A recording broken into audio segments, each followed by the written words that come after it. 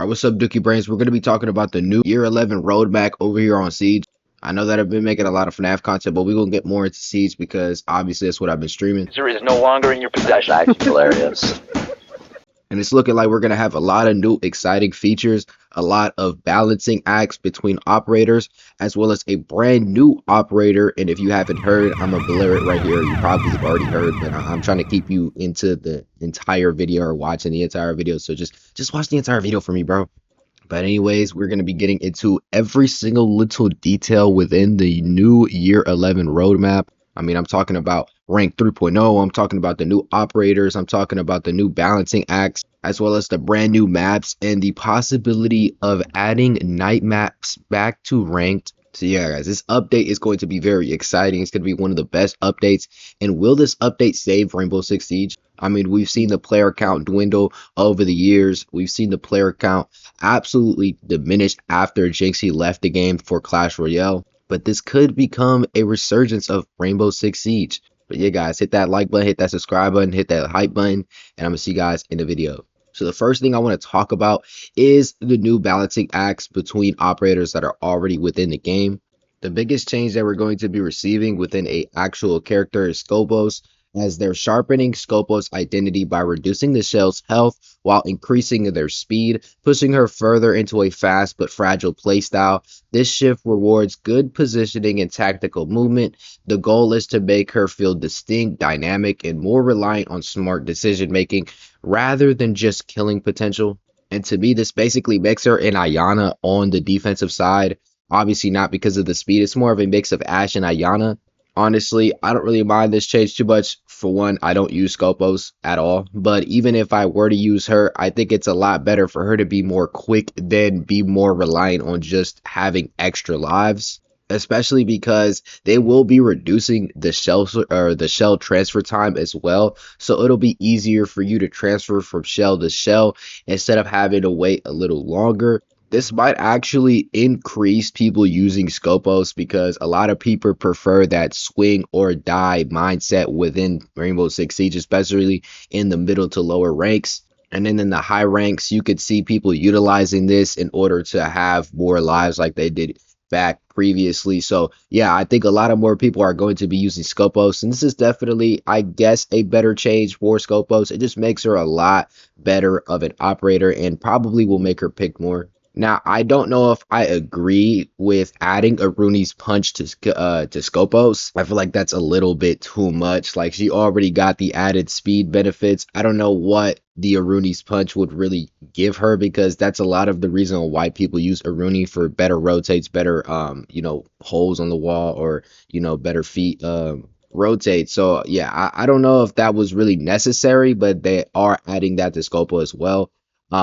Their, I guess, reason was to give her a little more, I guess, flexibility. But then what the fuck is the point of Aruni if we're going to give it to Scopos? A lot of more people are just going to pick Scopos over Aruni.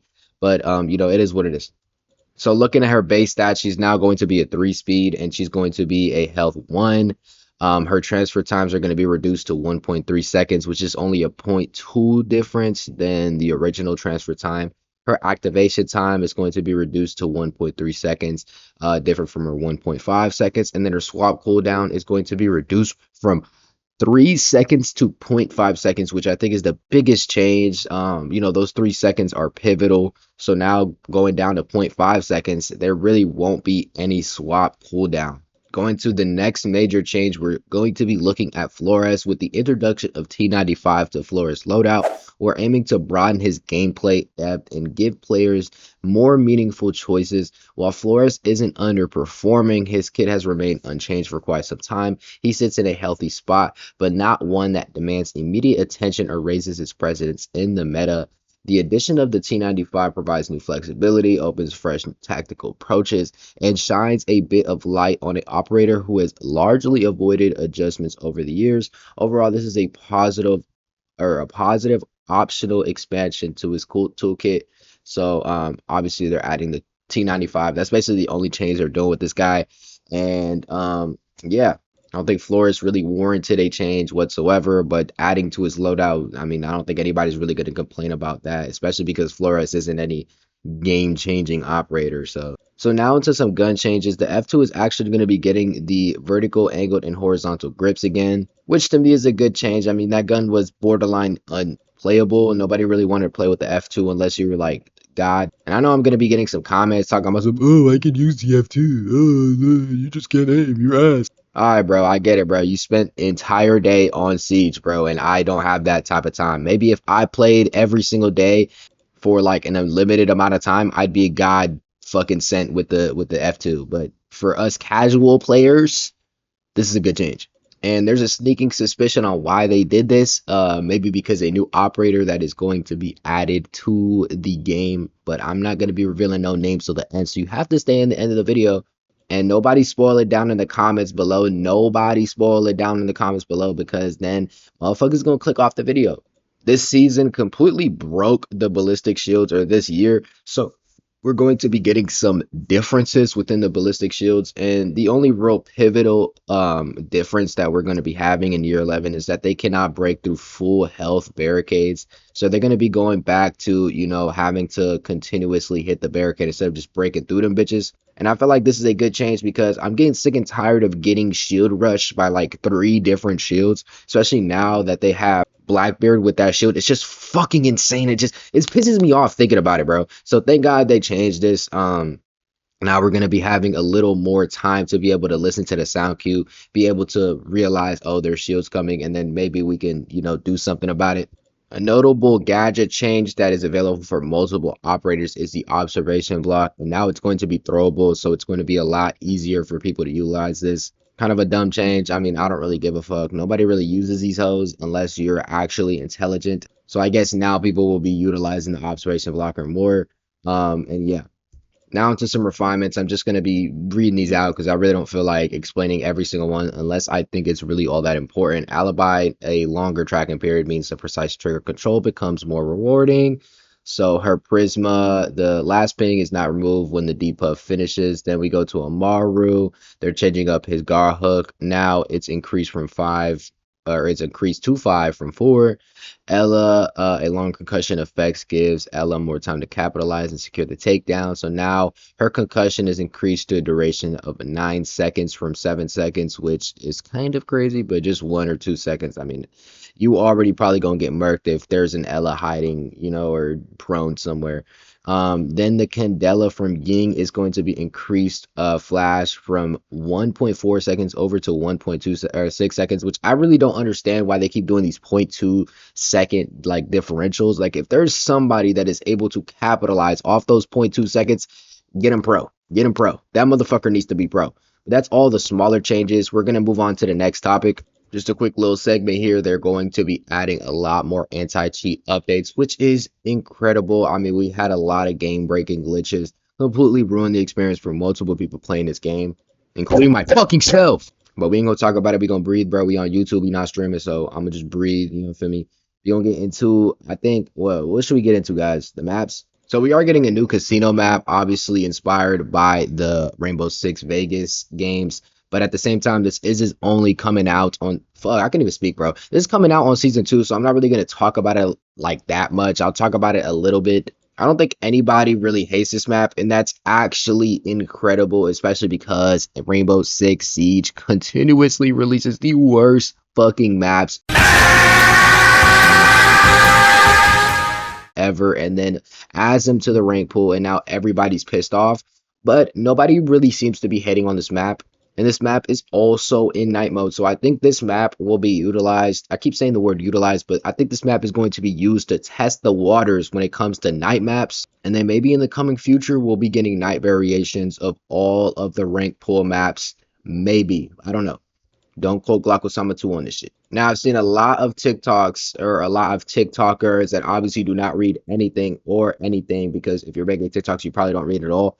And I've seen a lot of people say that Oregon is going to be taken away from the rank pool. Well, it isn't that simple because, okay, I'm going to read you guys what's actually going to be happen within the rank map rotations. To give the players a more varied and dynamic landscape, the maps in ranked will rotate. So it's not going to be taken away. It's more or less a rotation of maps. At the start of the season, Canal, Skyscraper, Theme Park, and Outback will be removed, and then Emerald Plains will join the rotation once again. This change will decrease the total number of ranked maps from 16 to 13. Midway through the season, Coastline, Villa, Oregon, and Emerald Plains will be replaced back by Skyscraper, Theme Park, Stadium Bravo, and Favela. Now, I don't really fucking like that they're adding Stadium Bravo. I don't really understand why they're doing that. I think they should have just kept Oregon because everybody loves playing on Oregon and, just completely threw Stadium Bravo out the window. But it is what it is. We're getting Favela back. So, I mean, there's a plus in that. And then, obviously Skyscraper, Theme Park are going to be added later back into the season. So, I don't know. It's a iffy. It's a iffy addition, but I don't see too many people complaining. And at the end of the day, you guys are gonna fucking play the game regardless. So I don't know why you guys are acting like you guys are gonna drop this game because Oregon is gonna be taken out of the rotation for a couple of weeks. Now, finally to the main event of this video. Yes, from Metal Gear Solid, we are going to be getting Solid Snake added to the team. Now, my little Smash Bros. 2 like brain, bro, like that shit just honestly, it's activating. Because I'm gonna go lie to y'all, I never played the Metal Gear Solid. I can't even speak. I never played the Metal Gear Solid games, but I did play Super Smash Bros. Like a lot growing up, a little too much. And a motherfucker is happy. That's all I'm gonna say. Will I be utilizing this guy? Probably only for the memes though. As y'all know, I'm not really that good at this game, but I do enjoy playing it. So we play for fun. So I'll probably will be utilizing Snake, especially because I have a lot of renown that I haven't even used. As well as there's like new Black Eye skins, so I'm like waiting for that as well. I can't see it over here in the patch notes, so I'm gonna just leave that in the blank. Maybe their concepts, I don't know. And before I get to his stats, he's actually getting a new weapon called the Taxit .45. It's a semi-automatic pistol with an integrated suppressor built for the cover operations. And on top of that, he's going to be getting the F2. So let me just talk about his whole loadout. So he's going to be a 1 health but a 3 speed. He's going to be an intel operator, obviously, and he's going to be the front line. And then looking at his loadout, he's going to be having the F2, and that's why they added the vertical, all the grips for the F2. And then he's also going to get the new gun, the PMR 90A2, and then, or not the new gun, my fault. He's going to be getting the PMR 90A2, and then he's going to get the Tacit .45, like I was just talking about, the one with the suppressor built in. He's going to be having frag grenades, stun grenades. He's actually going to get some EMP grenades as well, some smoke grenades, or a breach charge, which is a lot of different gadgets. I don't know why they gave him 5. And then he's having my God, he's going to be his unique ability is the Solution Radar MK.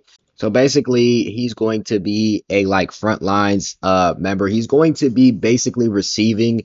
You guys know in COD, whenever you pinpoint people on like a mini map, he's gonna get a gadget where he can look at, and it'll pinpoint if somebody is near him to alert, an enemy combatant is around him, and then he can also utilize a button, right, and it'll be the device precision mode that will actually pinpoint the threats, but the trade-off is that it's going to alert enemies that they've been detected by Solid Snake, which is sick as fuck. Like, I could imagine walking into a room using the device precision mode, and then it says like fucking detected by Solid Snake, then fucking like I don't even know, diving sideways and with the fucking Silencer pistol. That would be so insane. But yeah, guys, that's basically what he's going to be doing, his unique abilities and playstyle. And if you guys are getting your news by Glocko Summit 2, just know that you guys are probably like at the worst news station. Like, this is worse than CNN and Fox. So I really encourage you guys to go look at the patch notes yourselves. And if I do end up getting anything wrong, just correct me in the comments. Please don't be too mean about it. I think one of the funniest change is this change to the ranked match cancellation. If a team causes a match to be canceled, any players from that team who are disconnected will get an abandon penalty and a queue penalty. If a player abandons a match which leads it to be canceled, that player and their squad mates will receive a match loss. Other teammates who are not in that player's squad do not get that loss. So imagine just being so pissed off at your homeboy that you genuinely just leave the match, make it be canceled, and then receiving a loss to his record. That genuinely will push me over the edge. I think I'm going to probably have to body slam him on the pavement. All the maps, I know we're talking about the maps, but all the maps are also going to be getting some visual changes, I guess. Probably all like very minimal shit. And yeah, guys, that's all the major changes that we're going to have in year 11. Obviously, we know about rank 3.0, but that's going to be in the season 2. And I'm going to just make a like I'm gonna make a whole video about the new rank system, so I'm not gonna talk about it too much on this, but just know that the ranked is going to be receiving a lot of new changes. But it won't be in March, so you guys have to wait till the next season after that. I'm gonna see you guys later. Glock, I love you guys, and tune into my next stream. I stream on YouTube basically every single day, so just tune into my streams 10 p.m. Pacific time, and I'll see y'all later.